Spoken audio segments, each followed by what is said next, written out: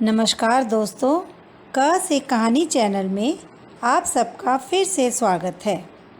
आज मैं आपको अंजू शर्मा द्वारा लिखित छत वाला कमरा कहानी सुनाने जा रही हूँ।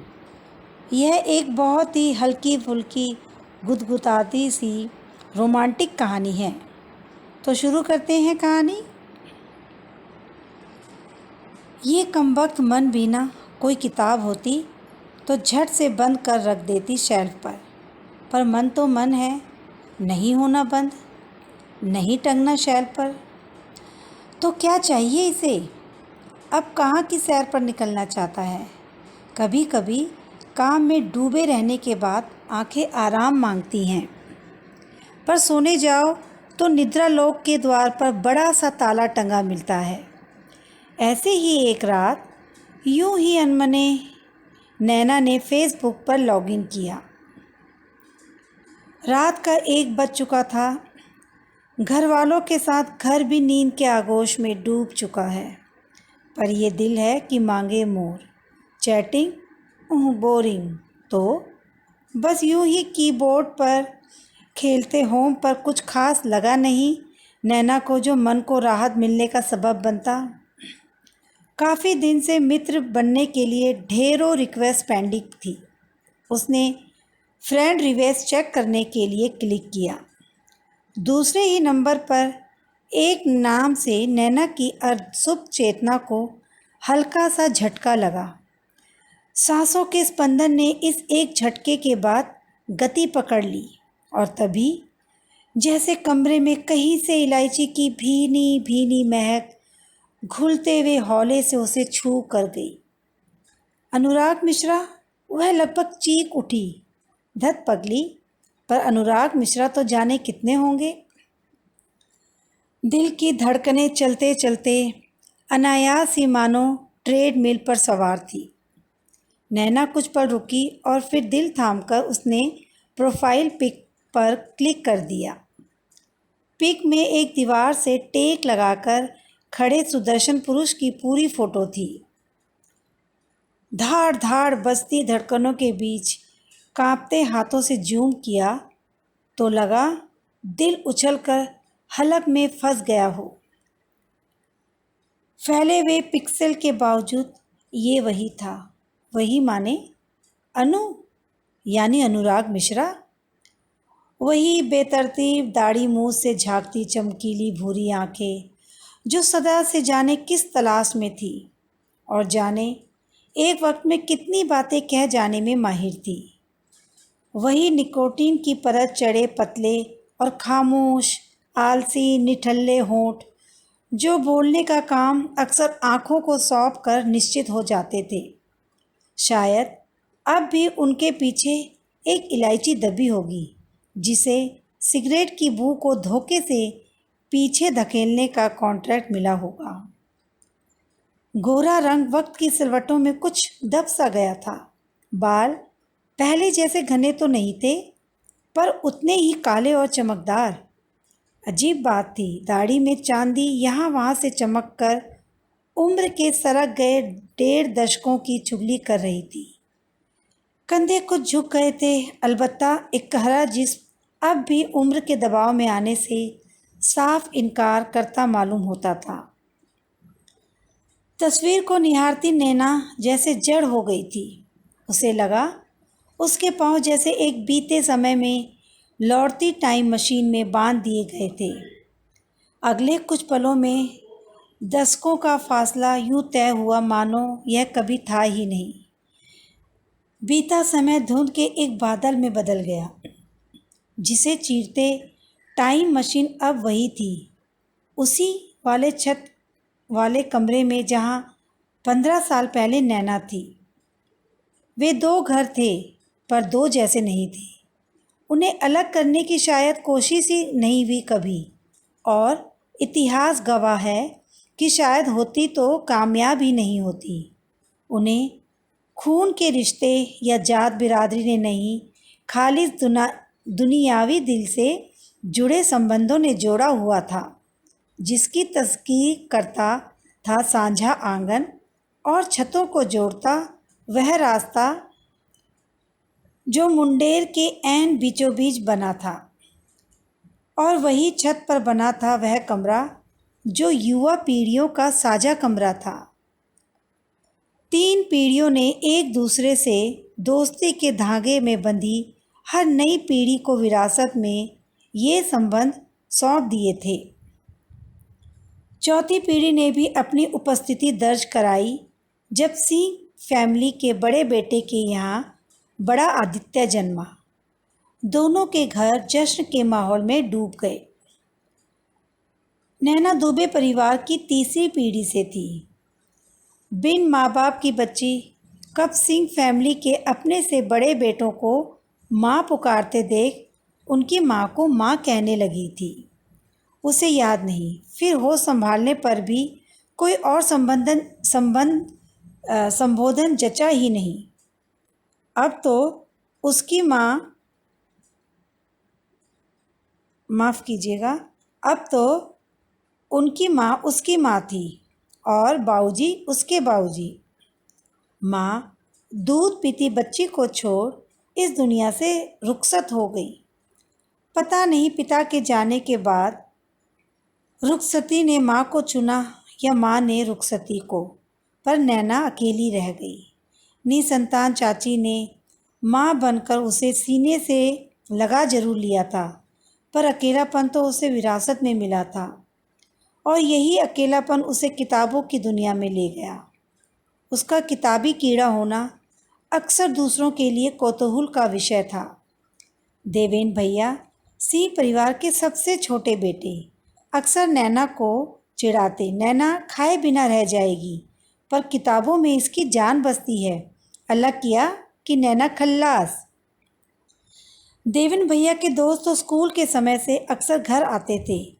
नैना सबको जानती थी, पर उसका संकोची स्वभाव कारण रहा होगा कि कभी किसी से कोई बात नहीं होती थी। शब्द उसके इर्द गिर्द चक्कर लगाते, पर मौका काम ही पाते। चुप्पी का दुशाला ओढ़े अपनी ही दुनिया में मग्न रहती नैना।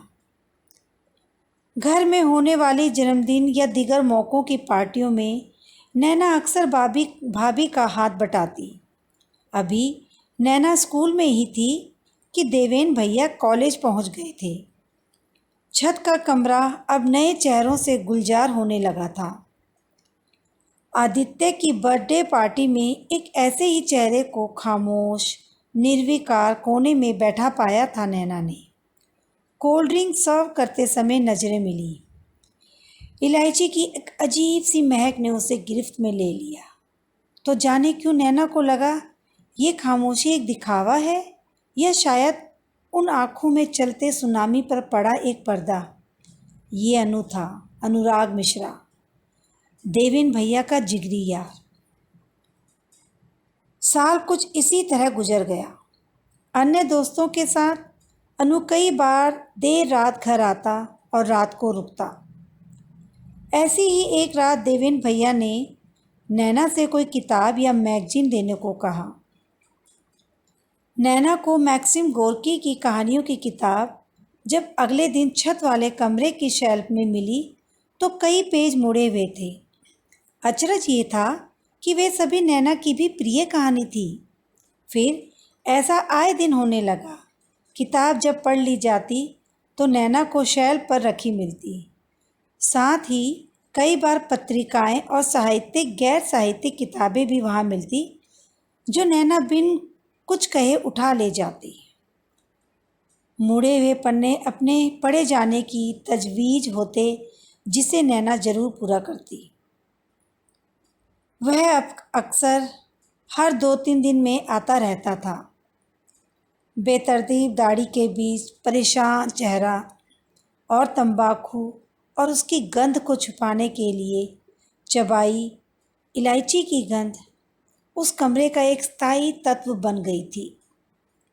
एक रात नैना अपनी डायरी थामे फोल्डिंग पर लेटी चांद को निहार रही थी कि छत के कमरे से आती आवाज़ों ने उसके ध्यान को तोड़ दिया। चुप रहने वाले अनूप की आवाज़ें कमरे की दहलीज पार कर नैना तक पहुंचती उसे विस्मय से भर रही थी। अगले दिन बिन पूछे ही भाभी ने बताया, अनु के पिता को उसका आंदोलनों में भाग लेना और पढ़ाई को बैक सीट पर रखना बिल्कुल पसंद नहीं था।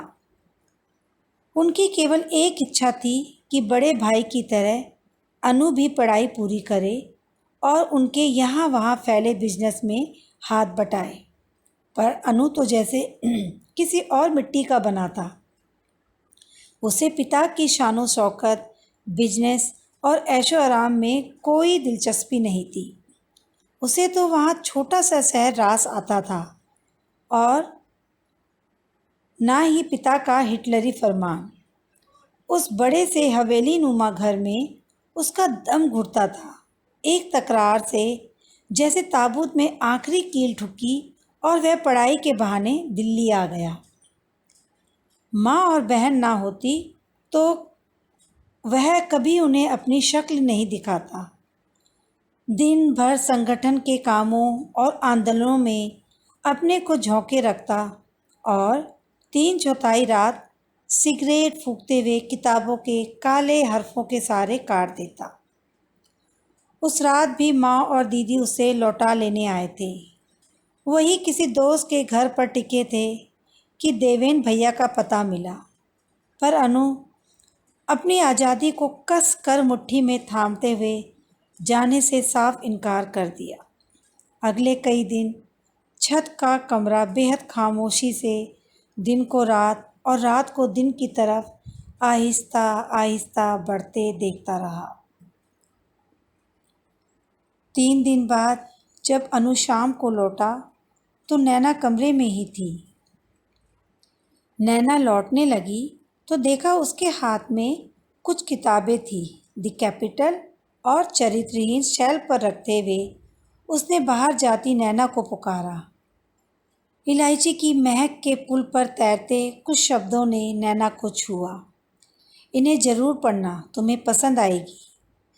2 साल में अबोला टूटा था। नैना जैसे सिर से पांव तक सिहर उठी और सर हिलाते हुए तेजी से सीढ़ियां उतर गई। ना अनु वापस लौटा अपने घर और ना ही लौटने को तैयार था। अलबत्ता उसके बाद वह माँ और बहन से संपर्क में जरूर रहने लगा था। कॉलेज ख़त्म होने को था पर वह दिल्ली से जोड़े रखने वाले इस बहाने को खोना नहीं चाहता था। नैना भी अपने कॉलेज और दूसरे कोर्सेज में इतनी व्यस्त थी कि लाइब्रेरी जाने का समय ही नहीं मिलता था। पर शेल्फ पर मिलने वाली किताबें उसकी कमी महसूस ही नहीं होने देती थी। रविवार की एक दोपहर किसी फिल्म को लेकर बहस छिड़ी हुई थी। देवेन भैया अनिल कपूर की फिल्म देखना चाहते थे और अनु का मन कुछ क्लासिक देखने को था। नैना ऊपर रस्सी पर सूखे कपड़े उतारते हुए बोली,